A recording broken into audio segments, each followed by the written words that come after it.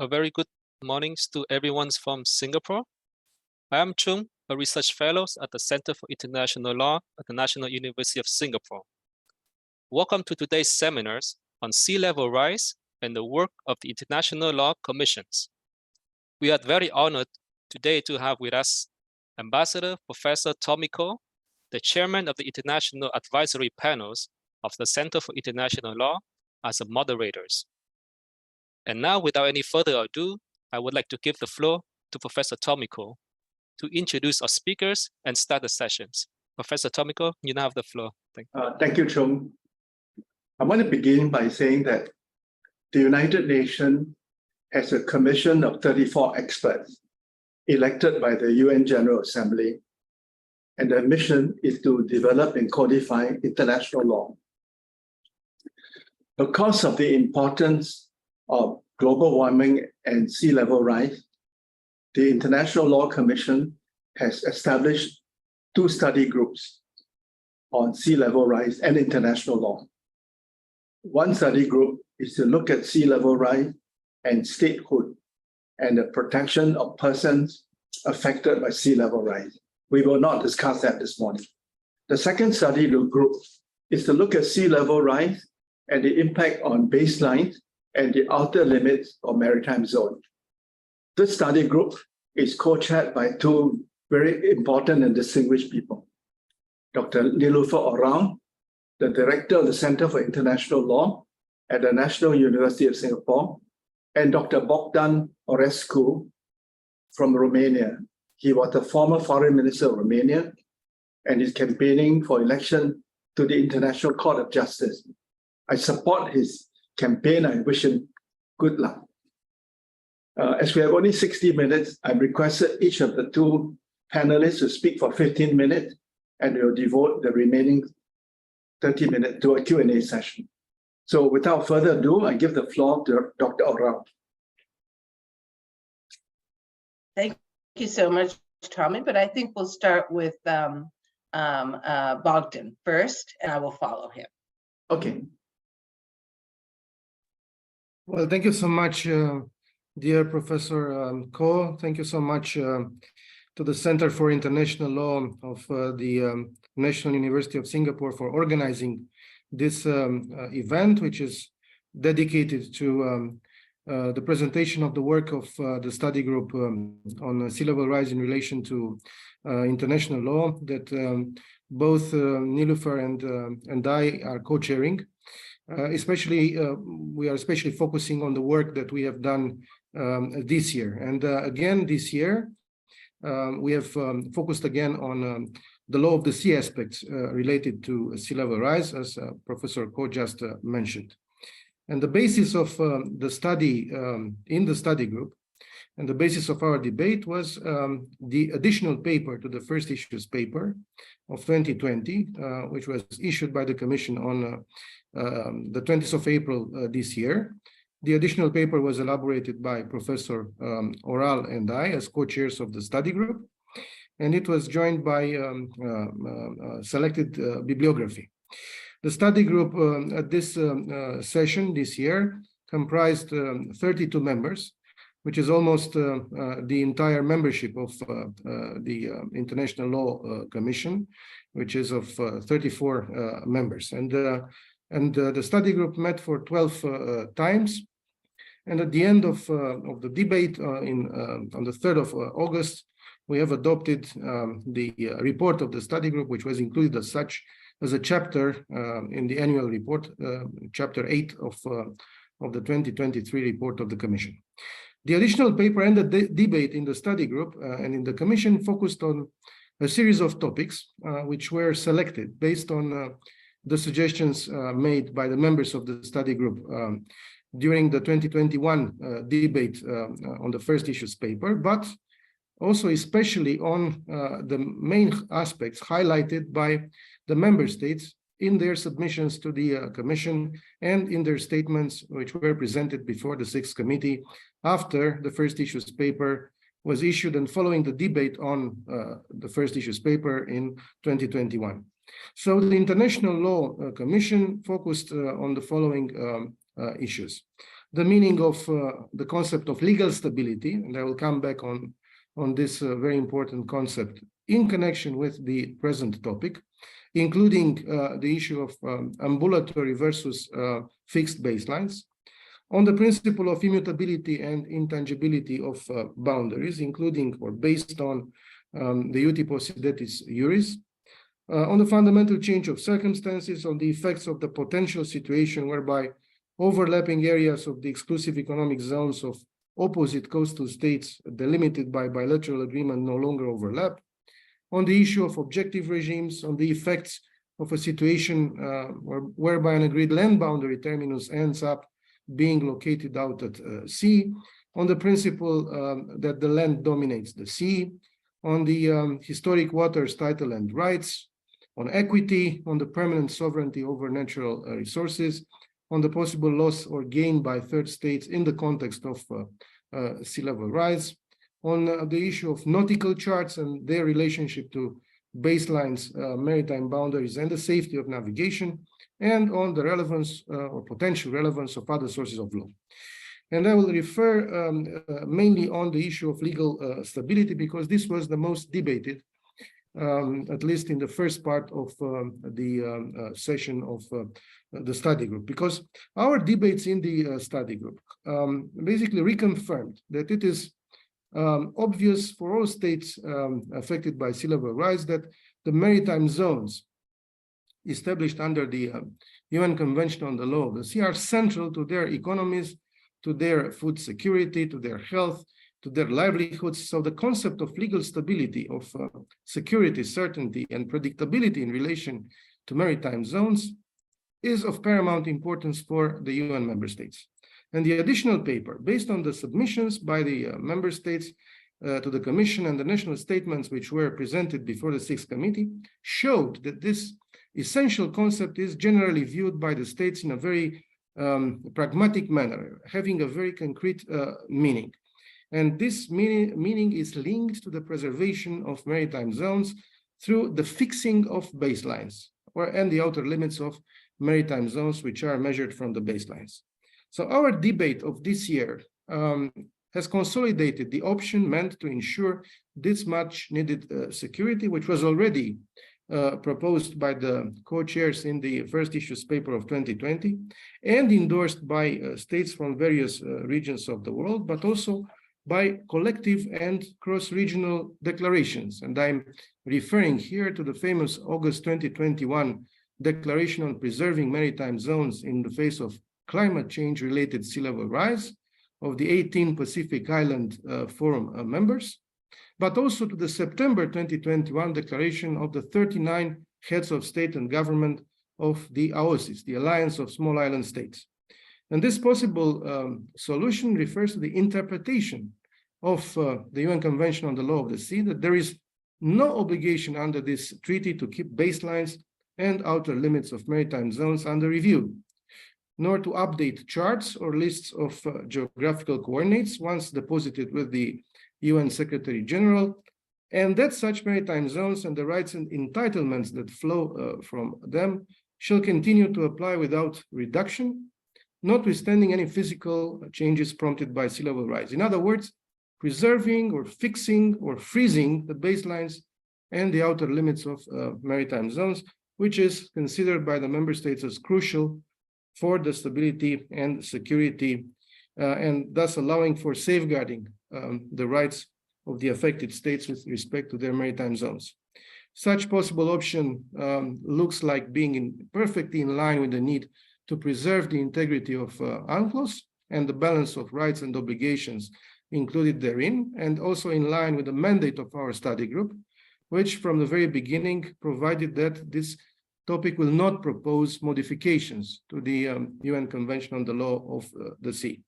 And that is why I was glad to note that one important outcome of this year's debate in the study group was based on the additional paper.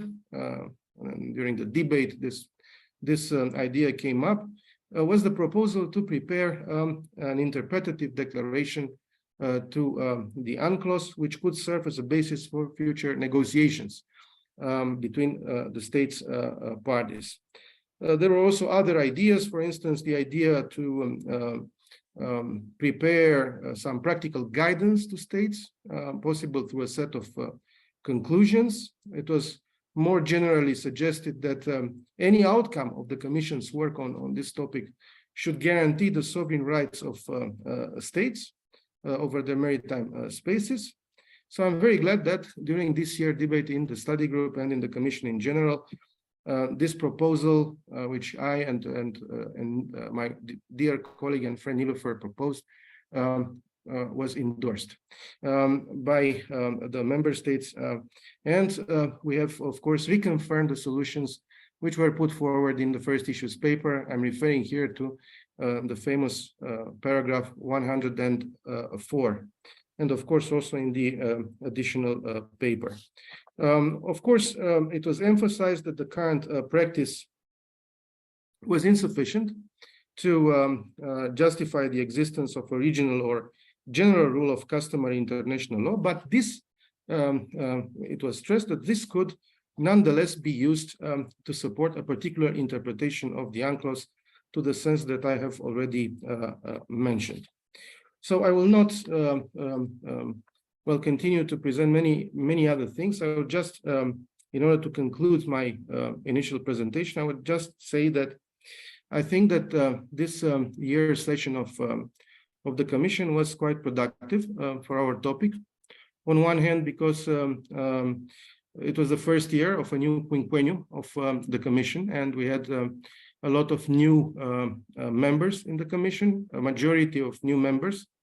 And it was important to note that this new majority and the Commission as a whole has reconfirmed the direction which we were already, let's say, following as far as the topic of sea level rise, especially on the law of the sea aspects, which were discussed this year, but also because there were concrete proposals and conclusions which were formulated following the debate that we had in the Commission.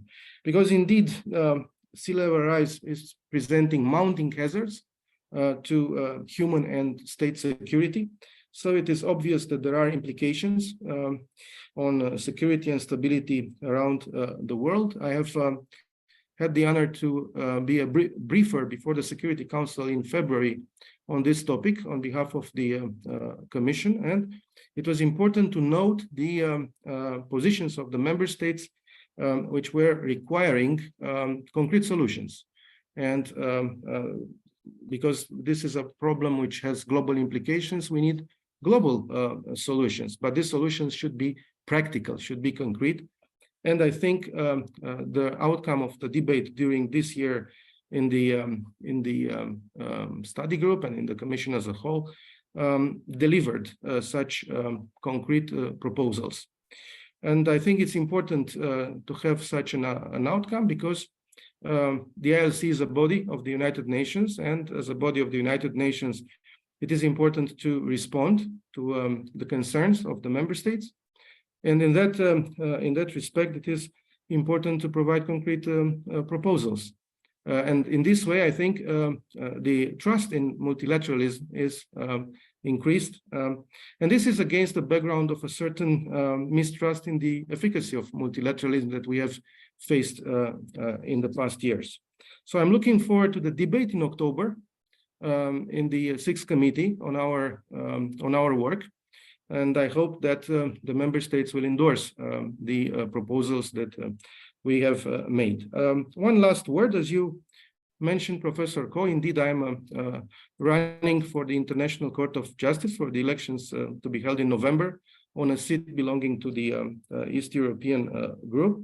And I hope that, if elected, but this is in the hands of the member states of the United Nations, the amount of expertise we have gathered within the International Law Commission on sea level rise will be also helpful for the work of the International Court of Justice on the advisory opinion on the obligations of states in respect of climate change. So I very much count on everybody's support on that. Thank you so much. Thank you. Thank you very much. And now I give the floor to Nilofer. Yes. Thank you, dear Tommy, so much. And thank you, dear Bogdan, my co-chair. And of course, you have my full support and endorsement for your candidacy. But thank you for laying out really what is the core matter of the work that we're doing on the law of the sea issues concerning sea level rise in the Commission. And that has been looking at stability, the issue of stability, certainty, and predictability, which has been a common thread, a common message that from the very beginning, the Sixth Committee has pronounced. And so what we've done now is to try and understand what that exactly meant as well. And it really has been remarkable to see the evolution, development, and the growing support for linking stability, certainty, and predictability to preservation of baselines, maritime boundaries, and existing rights. And so in relation to that, what we also undertook to study in this additional paper to the first issues paper, and that was based again, as my co-chair said, on the suggestions made by the study group, a number of principles and issues that again are important. And I have to say, I don't think they've been studied very much in other work on sea level rise. First, the principle of immutability and intangibility of boundaries, and also that of uti possidetis juris, which is typically linked to, of course, colonialism, the post-colonial period, and the notion of preserving the territorial demarcations from colonial powers and maintaining those in the interest of preservation of stability and prevention of conflict. So we looked at this in relation to that notion again, the notion of preserving existing boundaries for the very purpose of avoiding conflict and preserving stability. So the study group, we had a very interesting discussion, and while there was, of course, overall agreement that the principle of immutability and tangibility of boundaries in general was a real customary international law, there was some question about uti possidetis having general application, and of course, whether it would apply to maritime delimitation, particularly since exclusive economic zone, these were developments that happened really after colonial settlements. So next, we re-examine fundamental change of circumstances, and that is the notion that sea level rise was not foreseen at the time that maritime boundary agreements were made, many of them, and that therefore a party could invoke it under the Vienna Convention, the law of treaties, to terminate and renegotiate. And again, here, even though in doctrine there are some scholars who take this view, the reality is that no member state that has spoken on this has supported the notion that sea level rise would constitute a fundamental change of circumstances. And we also did an in-depth study of ICJ decisions, and again, very little support for this. So at the end, we concluded there was very little state practice, there's very little practice in general that would support this.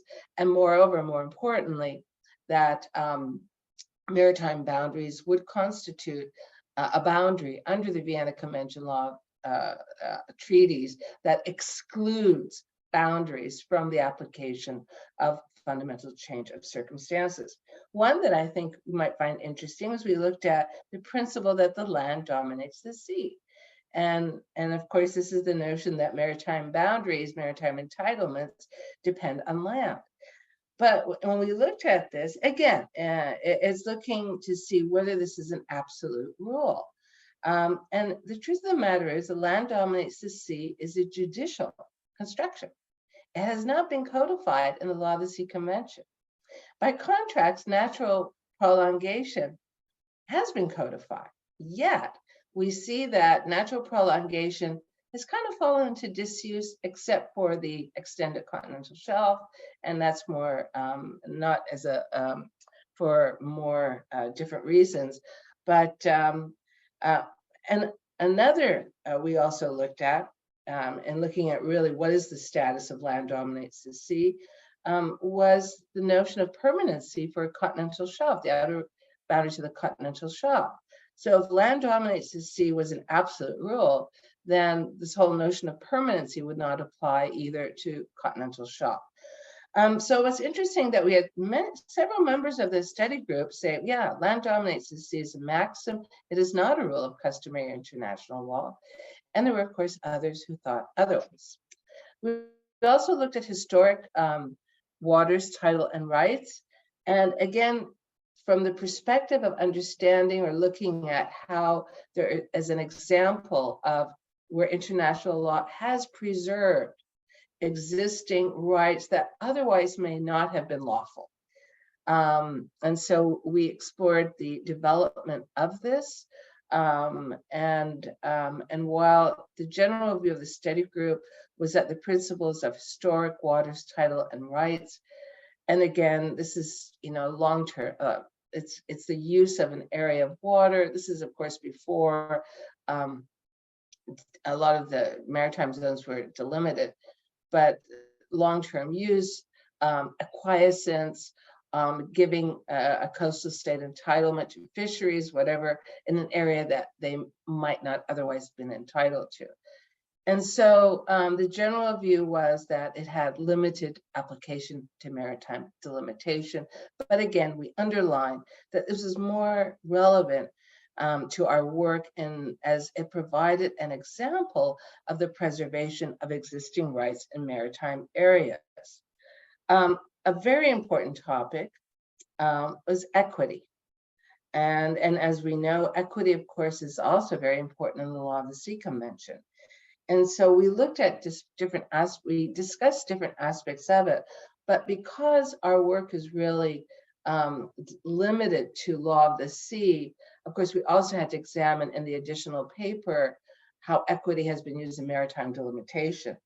So many of the members, of course, highlighted the importance of equity in terms of how many states who had the least responsibility for climate change and sea level rise would be the most vulnerable and risk losing the most. And so this is somewhat rooted to the idea of climate justice, human rights. Issues were raised, the link between principle of equity and common but differentiated responsibilities. However, there was the view that in terms of equitable principles and how they're applied to maritime delimitations, it was questioned whether how much it would really apply in the framework of sea level rise and the impact on baselines and outer boundaries. Then we looked at permanent sovereignty over natural resources. Again, a very important principle. Everyone recognized that this was a principle that has been recognized as customary international law. So the question is whether again, this is very closely linked to self-determination, independence in the post-colonial period, and how and to what extent the principle of permanent sovereignty over natural resources would apply to maritime resources, which they do, but in the sense of preserving them in the face of sea level rise, and that this would not alter the balance of entitlements. So there was an interesting discussion there, and it was highlighted the link, of course, to self-determination, and also to the topic of statehood. And of course, I think it will be examined more. However, there were some members who did raise some questions whether it would be applied to the sea level rise situation. We also examined very carefully. So if we take the view, or if the view is taken, which we don't, that the baseline is ambulatory and moves landward with sea level rise, and therefore that the coastal state would have to just redraw its baselines, change the outer boundaries. What consequence would that have for the coastal state and third-party states? And so we did this already in the first issues papers, but we examined again. And at the end, it's the same outcome. The coastal state tends to lose out, and the third states tend to win out, because as the boundaries shift, navigational rights increase, and most importantly, if the exclusive economic zone of the coastal state were to shift, it would become high seas. And that, of course, is more or less, as we know, an open access. I think one of the most important topics we looked at, in addition to the stability, was the issue of nautical charts. And during our, in 2021, our first study group meeting, we had a discussion, and there has been the view that, well, is there an obligation under the Law of the Sea Convention to update nautical charts? And this is also in relation to the low water line and not just straight baselines. Well, the Law of the Sea Convention doesn't really say anything. So the argument was made that, well, but for safety of navigation, there is a duty. So we examined to see whether there's an obligation to update nautical charts for baselines separate from safety of navigation. And from this, we requested information from the IMO, the International Hydrographical Organization, and they supplied us with very valuable information. We also had a number of submissions from states and also statements in the Sixth Committee. And to be very clear, we came to the conclusion it's quite clear that, yes, for the safety of navigation, there is, of course, an obligation to chart hazards, but there is no obligation to update nautical charts for baselines. The use of nautical charts for baselines is supplementary. And one of the things that was very important is that many states don't have the capacity to do, to survey. In fact, one of the main goals of both the IMO and the IHO is to build capacity for many developing states to be able to do the important survey work, the charting. And if you look carefully at Article 5 of the Law of the Sea Convention, when it talks about nautical charts, the language used was purposely done because many developing states will use nautical charts prepared by other states, developed states. So at the end, we concluded, and I think there was overall support, that nautical charts are principally used for the purposes of safety of navigation. The depiction of baselines or maritime zones is a supplementary function, and there is no evidence of general practice among states of updating their baselines on nautical charts for revising baselines and maritime boundaries. And I think I've come to my time limit. And so in conclusion, I would agree we had a very, very robust discussion. And I also am very much looking forward to the comments of states in October at the Sixth Committee. Thank you so much. Thank you. Thank you, Niloufar. Before I take questions from our audience, I want to try to explain in simple language, without legal jargon, what is the issue before us. When the sea level rises, part of the land territory of a coastal state would be lost to the sea. So physically, the boundary has changed. Question is, should the law take into account this physical change and require coastal state to redraw their baselines? Or should the law simply ignore the physical change and say, no, we will take the pre-existing baseline and ignore the physical changes that have taken place? I think there are two schools of thought on this issue. The first school of thought, which I will call the conservative school, takes a view that when the physical change takes place, the law must take that into account and require coastal state to redraw their baseline.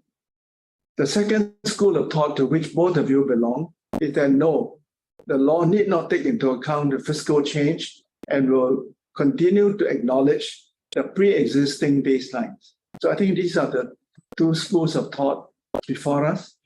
Am I right in saying that both Dr. Orescu and you, Nilofer, belong to the second school, that you think we should ignore the fiscal changes and take the pre-existing baseline as the permanent baseline? Am I right? Yes, we do. But I Yeah. have to say that we're not alone in that. And I think increasingly, and thank you, I think it's very good that you, there may be those in the audience who may not have fully had the big picture. But what we're trying to show is that this seems to be a trend in states also taking that position. Right. Bob, Okay. you may want to add. All right. So let's Chung, can you help us with the Q&A? Are there questions from the audience? Professor Stormy, currently there has been no questions on the panels, but I think people are sending in, and I will read to you when they are available. Thank you. Okay. And may I also acknowledge, I've been informed that one member of our study group, Dr. Penny Ridings, is also in the audience. Oh, okay. So yeah, so from New Zealand. Why don't we give the floor to her and ask her to? If she wouldn't mind, Yeah. because we're happy to have her input as well. Yes. Chung, is she with us? Well, Yes, I've just been unmuted, but I don't believe you can see me. didn't mean to surprise you, Penny. That's But it's a great opportunity to have you here. Thank you so much for joining us. Hi, Penny. Would you like to say something?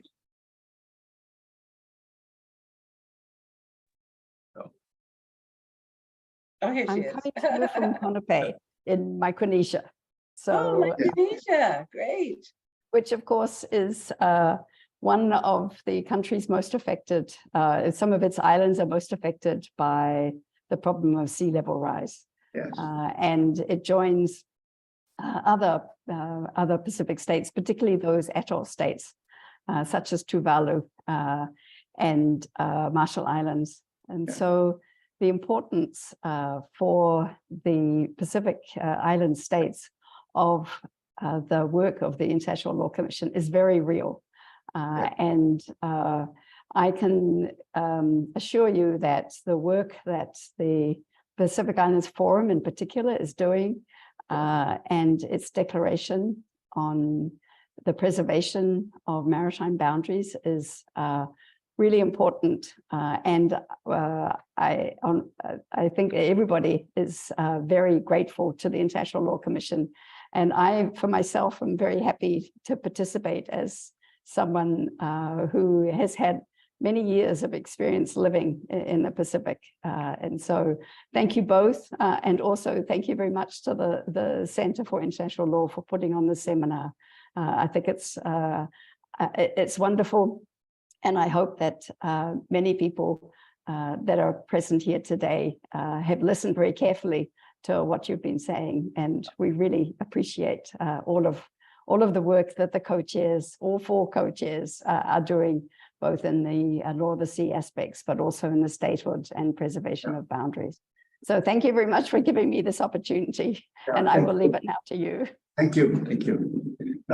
May I ask my two colleagues, what have the major countries taken a position on this?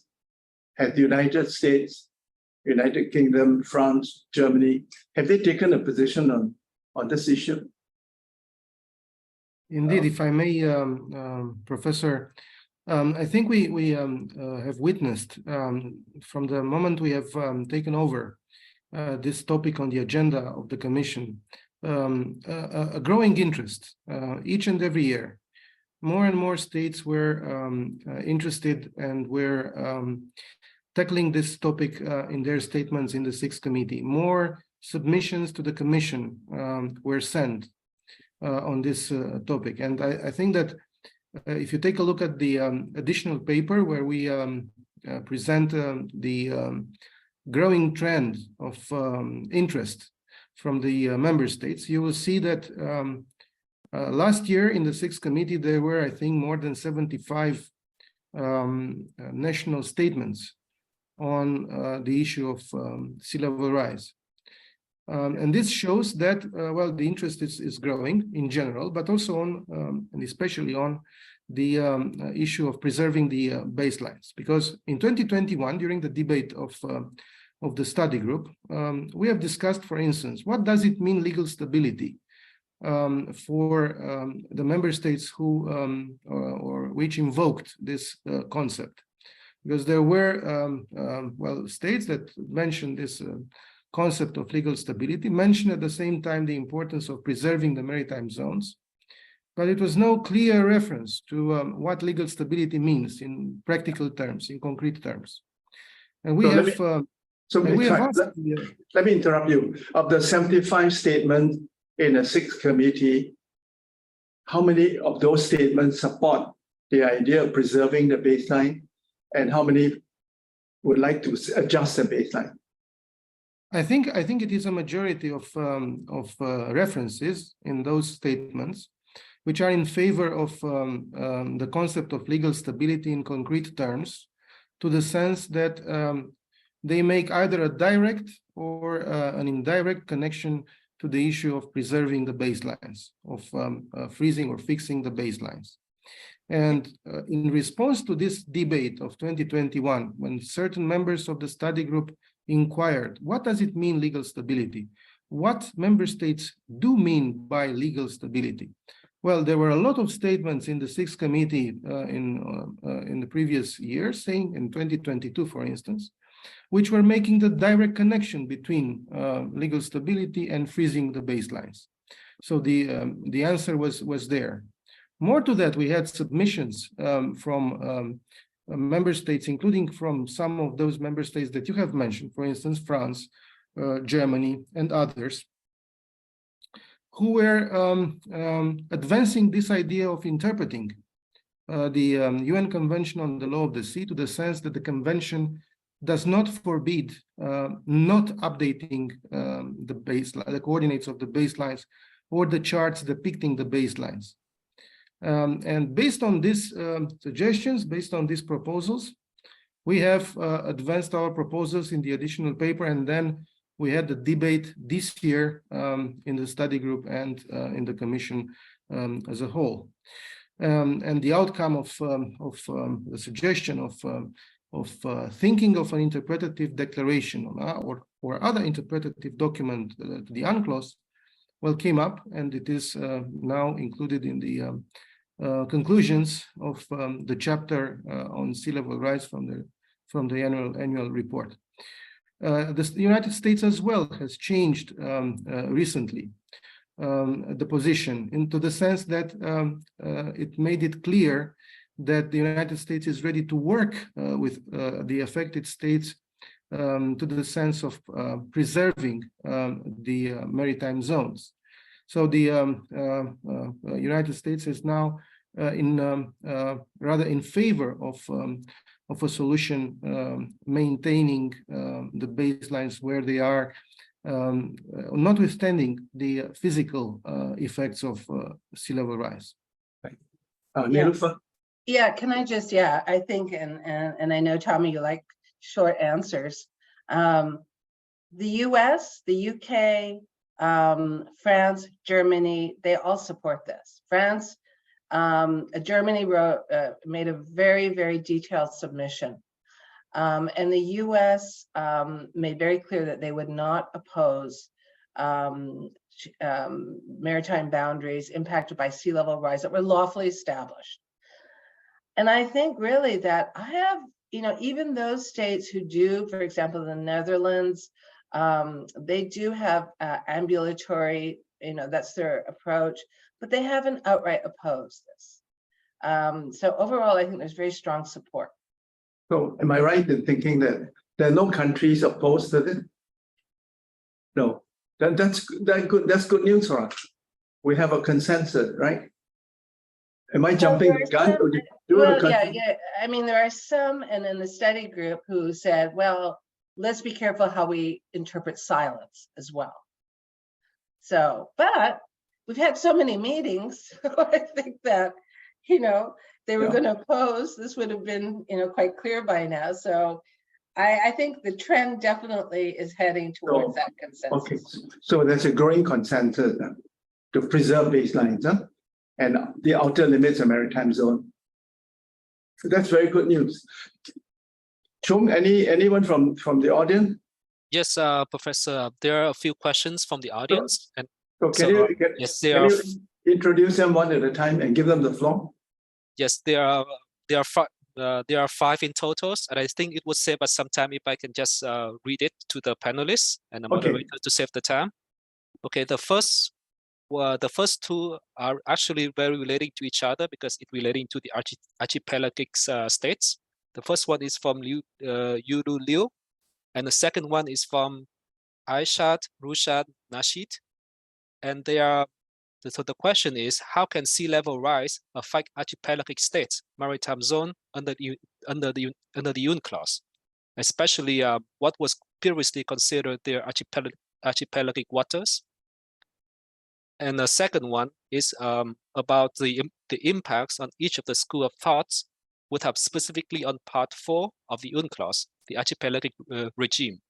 So that is the first two questions. The third one is from Jeremiah Brescia. Is for what would be the second school of thought scholars say about countries that will be submerged completely, and will it have any will it have any mitigations on the statehood criteria of the countries? I think that question is being looked at by the other study group, which is looking into statehood and protection of persons affected by sea level rise. So it's not relevant to the study group. Okay, Any I other? could start with the next one. Yeah. The fourth one is from Joel Ong, and his question is regarding to pending maritime claims, and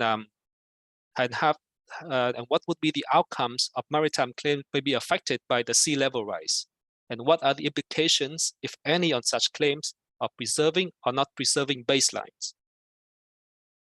And the final question is from Charlie Brown, and his question is, what are the possible impacts of sea level rise and the two approaches to change or stabilities of baseline and maritime zone for the issues of the South China Sea?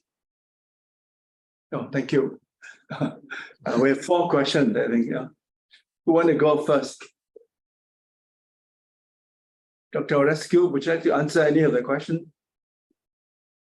Well, I think I will try to say a few words about the question number 2 on submerged territories, and because this is not entirely, let's say, connected only. It's not only connected to the work of our dear colleagues Patricia Galvao Teles and Juan Jose Ruda Santolaria, who are dealing with statehood and protection of persons, because it also has something to do with the discussion on maritime zones. Because what happens if, for instance, the territory of a certain state totally disappears and the respective state is not considered anymore as a state? The conclusion might be that the respective former state, let's say, does not have any entitlement anymore to maritime zones. So we have to discuss also what is the impact on a situation of a total submergence of territory as far as maritime zones is concerned, not just about the effect or the impact on statehood.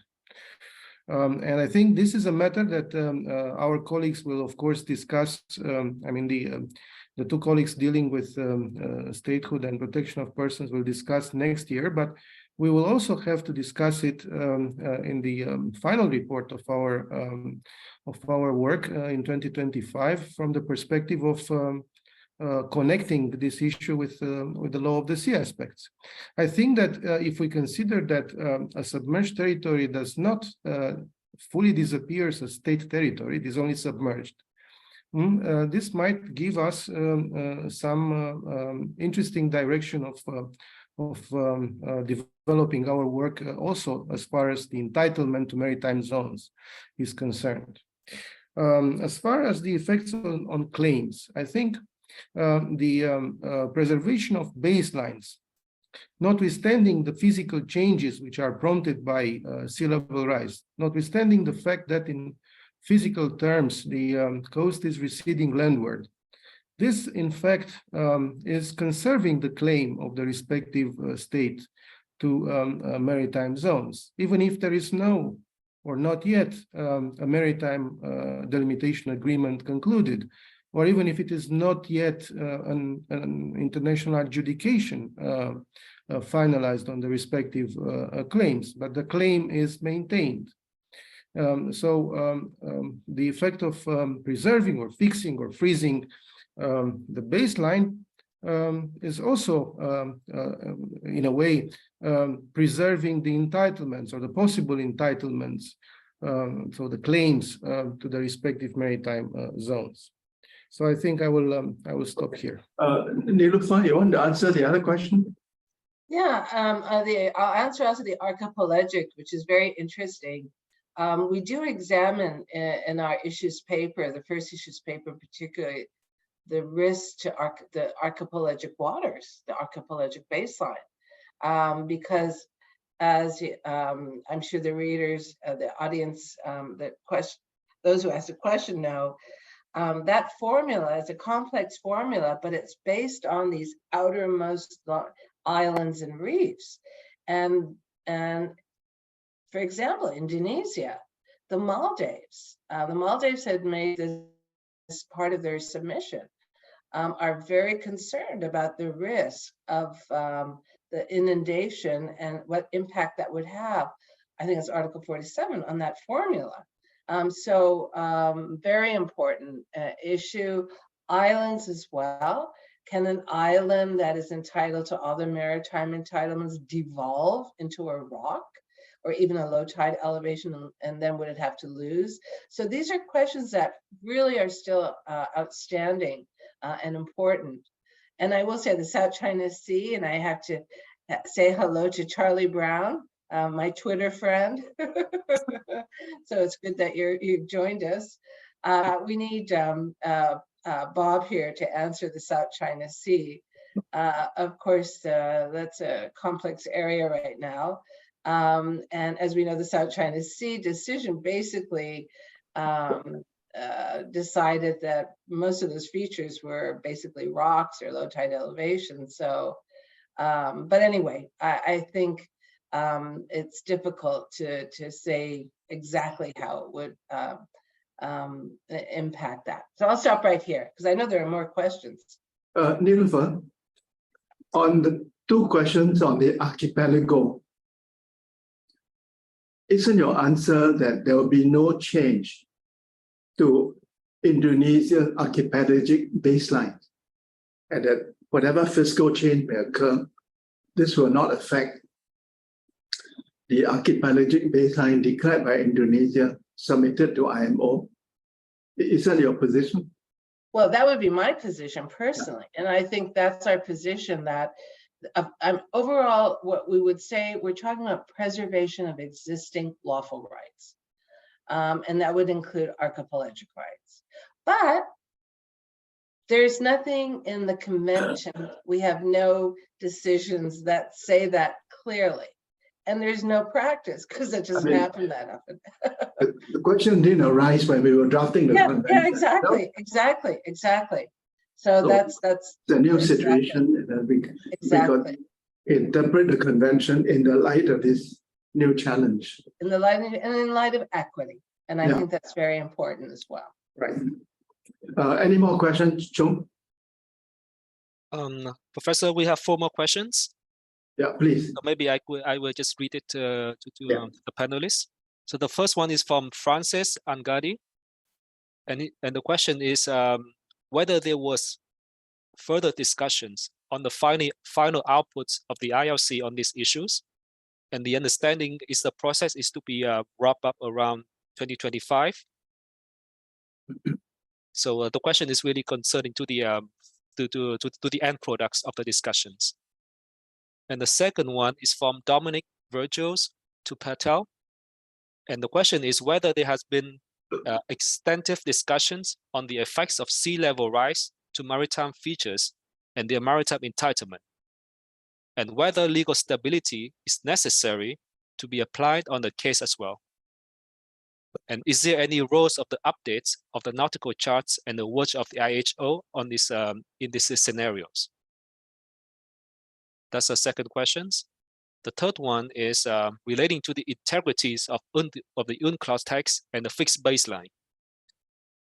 And the question is, can interpretations of fixing baseline justify to derogate express the limits of the UNCLOS text, taking into account the considerations that the length of maritime zone might exceed limits of the UNCLOS by fixing baseline? And the last question is from Professor Guzman Siswandi. And it is more a comments and slash questions. And so I can just read this in full. It is interesting to see that most states tend to lean towards stability and preserving existing maritime zone in the context of sea level rise and baseline. And he was wondering whether this would also be the case in other fields of international law, or is there any opportunities where we can observe more dynamic approaches in interpreting international law, especially the law of the sea? And he would be appreciated to have the panelists' views on these matters. Thank you. That's all. Yeah, thank you. So let me give the floor to each of you, and then could you also wrap up since we are close to 11 o'clock? Yeah? Who wants to go first, Bogdan or Niloufar? I think I will start with the outcome of the work of the study group, just to mention the following. So in 2020 we have presented the first issues paper. It was debated not in 2020 because of the pandemic. It was debated in 2021. Then a second issues paper was issued on statehood and protection of persons. It was debated in 2022. This year, we have presented the additional paper. It was discussed thoroughly this year. Next year, the plan is to have an additional paper to the second issues paper presented by our colleagues, Juan Jose Ruda Santolaria and Patricia Galvao Teles, again on the protection of persons and statehood. And then in 2025, together, so the four of us, we will present a substantive final report on the topic as a whole with concrete proposals. So we will consolidate the results of the work already undertaken since 2019 when we have put this topic on the active agenda of the Commission.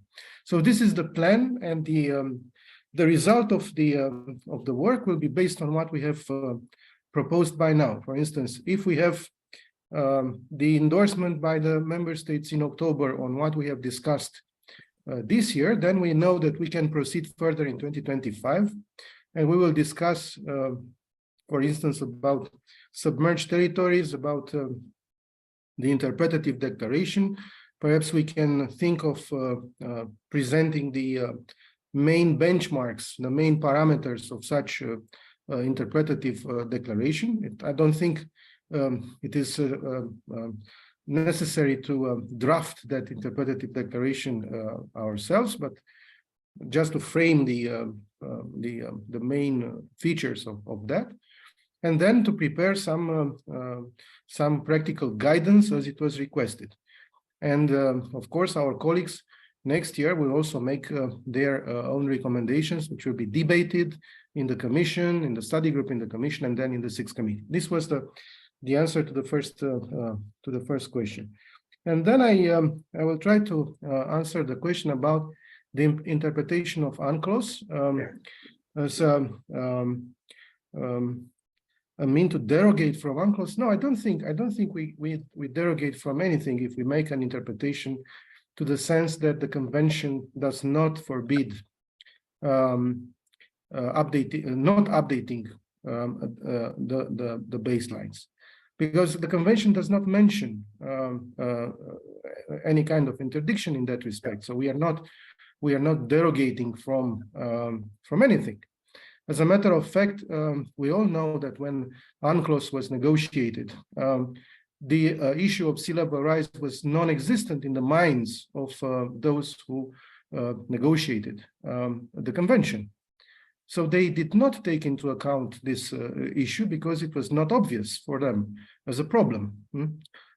So it is quite clear that the convention did not refer to this issue. So we are now adapting well to the new challenges of the international community using this tool of interpretation. So we are not derogating, and in this way, if we fix the baselines, this is the second part of that question and the answer to that. Well, fixing the baselines, we do not exceed the limits of maritime zones. The maritime zones remain within the limits provided by UNCLOS. Basically, the measurement of the length of maritime zones is based on the same baseline, which is in the same position as before.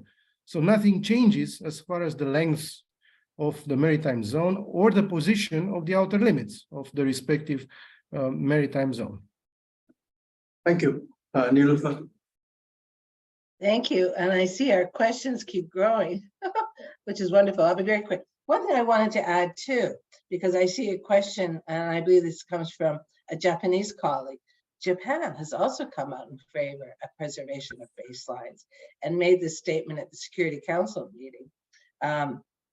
And also, I think for our audience, when we talk about ambulatory as well, there has really been no study showing a clear state practice, broad, practice amongst many states that they update their baselines. And I think that's important to keep in mind.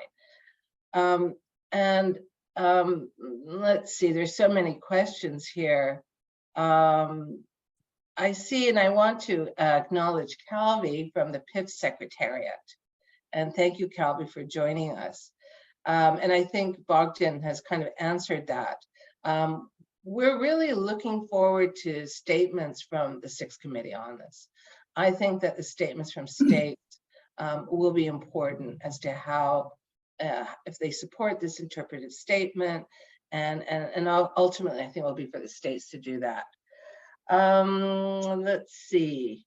I think that on the maritime entitlements, legal stability, and the updating of nautical charts, I think I actually covered that. We have had a great deal of discussion on this issue, and basically the nautical charts, there just isn't an obligation for states to update their nautical charts. There's so many questions, 2 minutes. I think I will stop here. So I have a final question for both of you. Will the final report of the International Law Commission on Sea Level Rise result in a new implementation agreement to be submitted to UNGA for adoption under UNCLOS, or that would not be necessary? Okay, I'll go first this time. I'm not sure that we've gone that route yet, so it's too early to say. Okay. It's been more the focus on the interpretive statement. Okay. But again, we're very much driven by states as well, so comments of states are very important. Bogdan, you may want to add. Thank you. Yes, I just want to say that indeed we are looking forward, and I'm personally looking forward to see what are the reactions of the member states in October in the Sixth Committee on what we have done this year. And their reactions will be very important in shaping the future work in the study group.